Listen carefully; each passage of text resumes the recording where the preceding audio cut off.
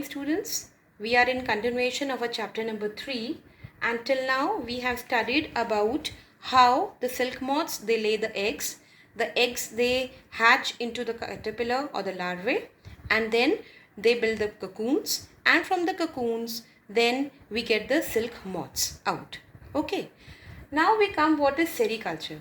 All this hatching of the eggs and then the coming out of the silkworms or the silk moths, okay, and then taking out silk thread from that, when it is done in a professional way, in a professional manner, that all process is called sericulture.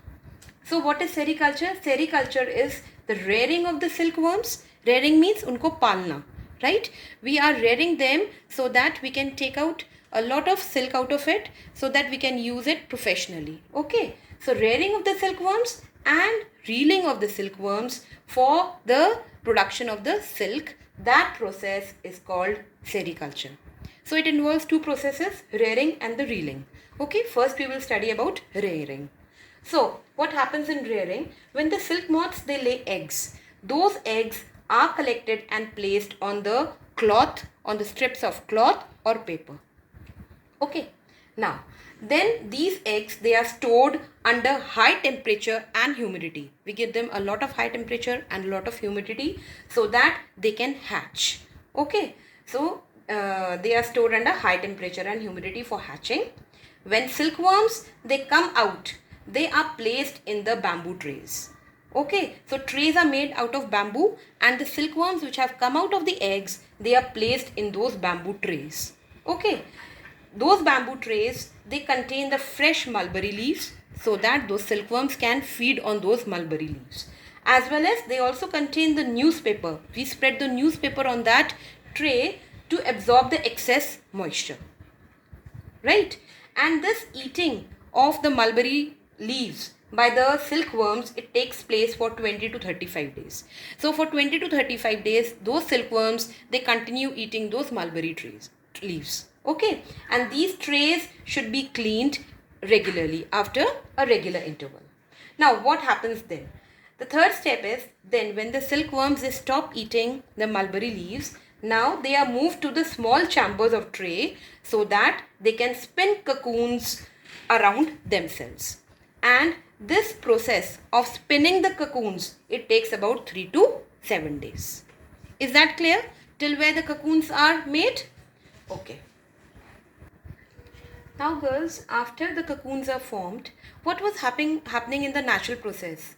In the natural process, from the cocoons, the silk moths, they used to come out. But now, for the production of the silk, what is being done? The cocoons, they are being boiled.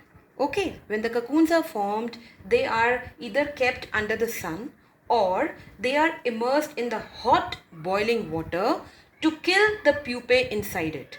The larva or the caterpillar which is inside the cocoon is known as pupa, and so to kill that pupae, we are boiling those cocoons in the hot boiling water. We are immersing it that. Okay, what happens after that? The pupa gets killed and the silk fiber which was connected to each other due to sericin. Sericin was an adhesive which was joining the two silk fibers together. That sericin, it gets dissolved in the hot water, and so the silk fiber gets separated, and this process is known as degumming. Okay, now we come to reeling. What do you mean by reeling now? Reeling is the process of taking out the silk fibers or the silk threads from the cocoons using special machines. When we were immersing them into the hot water, what was the use of immersing it? The pupa was getting killed and the filaments or the fiber which was stuck to each other, which was connected to each other, it was getting separated. Now that silk fiber is now, what happens? Now we take out those silk fibers from the cocoons with the help of the special machines, and these fibers, they are twisted together. They are not stuck together. They are twisted together to make a strong thread to wound around a reel. There is a reel and we keep on wounding around that reel so that we have the silk fiber or the silk thread ready. Okay, and this process is known as reeling.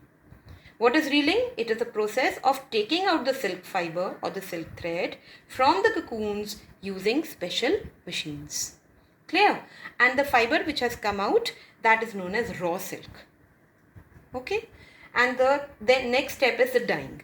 What happens is we can dye them into our required colors. The silk can be dyed. So the silk thread is ready, and that thread or that fiber is used by the weavers to weave a cloth out of it. India is the second largest producer after China of silk. First, the largest producer of silk in the world is China. After China, India comes. And in India, Karnataka, Andhra Pradesh, Tamil Nadu, Assam, Madhya Pradesh, Odisha, these are the states which produce a lot of silk. Karnataka is the largest silk producer state in India. Now girls, we come on the type of silk fibers or the silk threads which are available in India or which are produced in India. So first is the mulberry silk.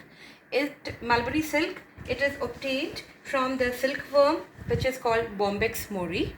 Okay, and this silkworm, it feeds on the mulberry leaves, right? And it is very soft, very shiny, elastic and very strong, and it is commercially used all over the world. It is used on a very large scale, this mulberry silk. Okay. Second is a tussar silk. Tussar silk is obtained from the silkworm which is known as Anthrae millata, and this silkworm, it feeds on Arjun and Asan plants. Okay, and it is slightly rough. It is light brown in color and it is less shiny as compared to the mulberry silk. It is usually used in the interiors or in the furnishings. Okay, the tussar silk. The third is the oak tussar. Okay, it is obtained from the silkworm which is known as Anthrae proeli J, and this feeds on the oak tree, right? And it is finer than the tussar silk.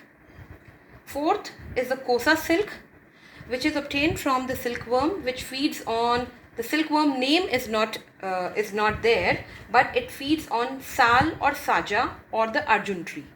Okay, there is no specific name of the silkworm here, and usually the traditional Indian sarees, they are made from kosa silk.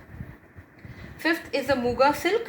Muga silk is fed on the silkworm, is made from the silkworm which is known as Anthrae asamensis, and this silkworm, it feeds on soalu and som plants. So these are the different kind of silk. You have to remember the names of the silk which are found in India. Mulberry silk, which is very commercially used, it is obtained from Bombyx mori. Then tussar silk, oak tussar, kosa silk and muga silk. Clear?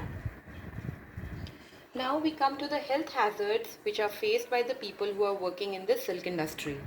So first is the handling of the cocoons. It may lead to the blisters or the skin infection or peeled off skin on their hands, right? So this is one of the problem which the people face there. Then the use of the chemical dyes, it leads to the irritation in eyes, may lead to skin infection, or it may lead to the breathing problem also. Then third, the inappropriate ventilation, high temperature, humidity and the noise which is produced by the machines, it affects the general health of the workers. So these are the health hazards which the people face who are working in the silk industry. So with this, we come to an end of this chapter. I hope you have understood it very clearly. Okay, and I will be sending you the photograph of the chapter as well as the exercise also, which you will do. Exercise, you will do it in the, you will tick mark them in the book only if you have book. Otherwise just keep it with you so that when you have a book you can do the ticking there only. And then the short answers and the long answers I will send you in the next session.